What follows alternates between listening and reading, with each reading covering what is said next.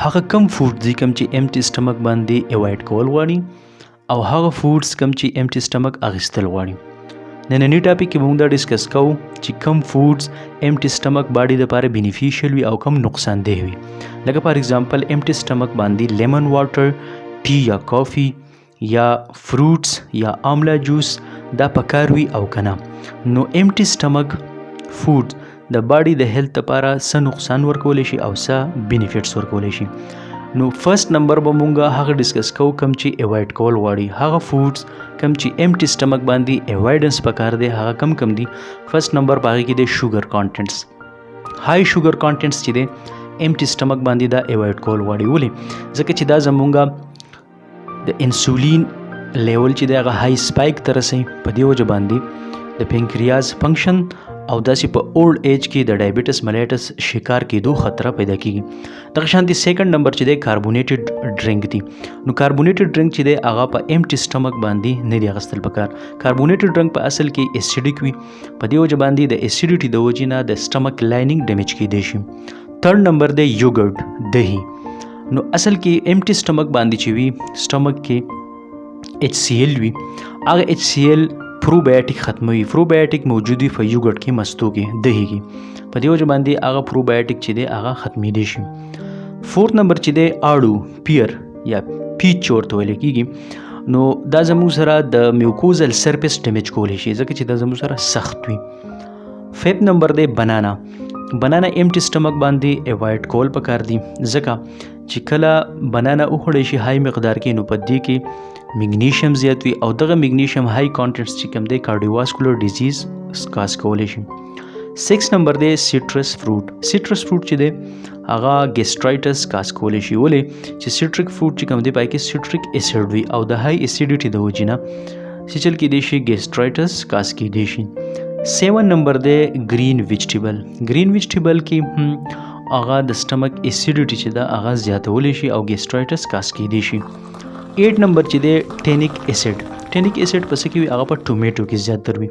نو ټومیټو چې دی هغه په امټي سټمک باندې نه اخیستل پکار ځکه چې امټي سټمک باندې ټینیک اسیډ ګیسټریک میوکوزا ډیمیج کولی شي او د سټمک لایننګ چې کوم دی هغه د خرابېدو خطر زیاتېدی شي. بل 9 نمبر چې دی پیسټریز بیکریز وغیرہ چې څومره پیسټریز جوړوي نو هغه های کانټنټس والا وي، های شوګر کانټنټس او هغې کې ییسټ وي. نو که په مارننګ کې یا امټي سټمک باندې دا واغستلی شي نو بلاټینګ ګیس پرابلم پیدا کېدی شي. دغه شانتي په 10 نمبر باندې هغه خوراکونه کم چې زیاتر سپایسي وي او مرچو والا وي نو هغه سپایسي خوراک چې دی هغې نه هم پرهیز پکار دی ځکه چې دغه های سپایسي خوراک او مرچو والا چې دی نو هغه زمونږ د باډي نارمل یا د سټمک چې کوم نارمل پی ایچ لیول دی هغه خرابېدو خطر زیاتوي. دا هغه فوډز کوم چې په امټي سټمک باندې هغه نه اخیستل پکار. اوس سیکنډ نمبر باندې مونږ هغه وایو چې هغه کم فوډز دي کوم چې په امټي سټمک باندې اخیستل پکار وي او هغه یو بینیفیشل افیکټ ورکوي. اوس دا کم چې موږ ووایو دا هغه فوډز دي کوم چې باډي ته نقصان ورکوي. نو دا نقصان ولې ورکوي؟ دا نقصان ځکه ورکوي چې زیاتره خلکو ته دا پته نه وي چې آیا فوډ دا په امټي سټمک باندې اخیستل پکار دي او کم په امټي سټمک اخیستل نه دي پکار. نو دې د وجې نه کم فوډ چې امټي سټمک اخیستل پکار وي هغه مونږ امټي سټمک وانه خلو نو هغه مونږ ته یو نقصان راکوي. په دې وجې نه انډر نیوټریشن، مال نیوټریشن او دغه شانتي گروث ریټارډیشن یا زموږ سره د مینرلز ډسټربنسز یا امبیلنسز چې پیدا کیږي نو هغه هم د دې وجې نه پیدا کیږي چې موږ ته د صحیح فوډز اخیستلو ټایم معلوم نه وي.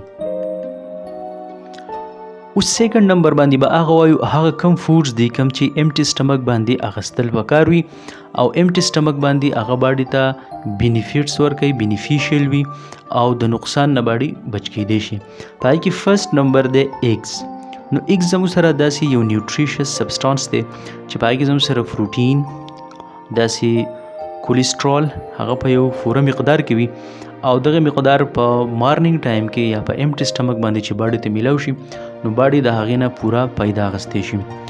دې نه علاوه سیکنډ نمبر دی براون بریډ.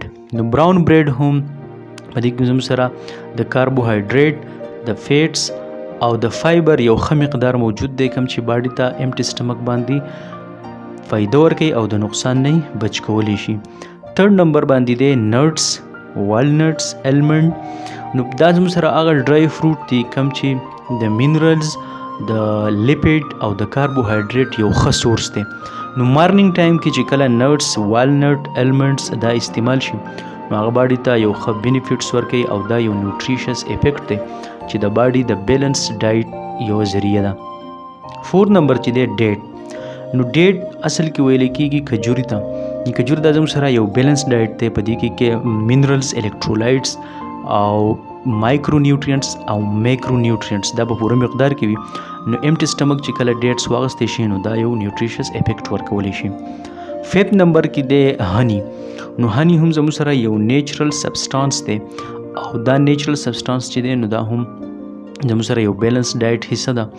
مارننګ ټایم کې د کاربونیټډ ډرینک یا داسې د سپایسي فوډ په ځای باندې که زموږ سره براون بریډ وید هنی یوز شي نو دا باډي ته یو ښه افیکټ ورکوي او باډي د ډیر انډر نیوټریشن یا مال نیوټریشن، سټنټډ گروث، دغه شانتي د نیوټریشس ډیزیز نه بچ کېدی شي. دغه شانتي 6 نمبر چې کوم دی واټر میلن.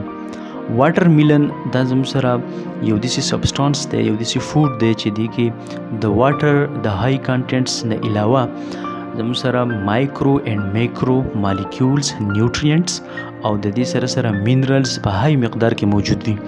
د دې های مقدار د موجود کېدو په وجه باندې په امټي سټمک باندې دا باډي ته یو ښه افیکټ ورکوي او د سټمک اسیډیټي پې هم نه سیوا کېږي، نه کمیږي، بلکې د سټمک پی ایچ هغه برقرار ساتلی کېږي او د ټوټل ډے دپاره، د هول ډے دپاره یو پراپر فوډ منلی شوی دی. دغه شانتي دې نه علاوه هول ګرینز.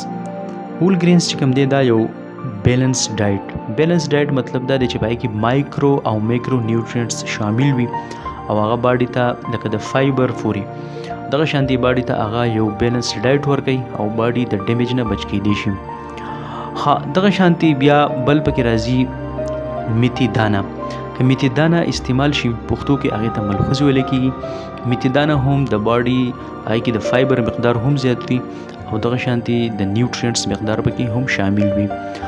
بل د اوټ میلز. اوټ میلز ته دلیا ویلی کېږي. دلیا چې دا نو دې ته د فایبر یو ښه سورس هم ویلی کېږي. نو ښه سورس د دلیا چې کوم دا اوټ میلز دا باډي ته یو بیلنس ډایټ ورکولی شي او د بیلنس ډایټ نه علاوه باډي چې د کوم دا نو هغه د انډر نیوټریشن، مال نیوټریشن او د غذایي قلت نه هغه بچ کولی شي. بل چې د بلو بیریز یا سټرابریز. بس په لاست نمبر کې بلو بیریز او سټرابریز هم مارننګ کې اغستی کېدی شي چې هغه یو ښه فروټ دی او د فروټ سره سره هغې کې د واټر کانټینټس، مینرلز، الکترولایټ دا په یو ښه مقدار کې شامل دي او د دې سره باډي ته یو ښه افیکټ میلاویدی شي. نو دا و هغه فوډس کوم چې امټي سټمک باندې اغستل پکاري او کوم چې امټي سټمک باندې اغستل نه وي پکار. اوس که چېرته کې یو هیومن داسې وکړي چې کوم فوډ امټي سټمک اغستل پکاري او هغې وانخلي نو د ته به نقصان کېږي، یا اغستل پکار وي یا اغستل نه وي پکار او دی واخلي نو بیا به څه کېږي، بیا به د ته هم نقصان کېږي.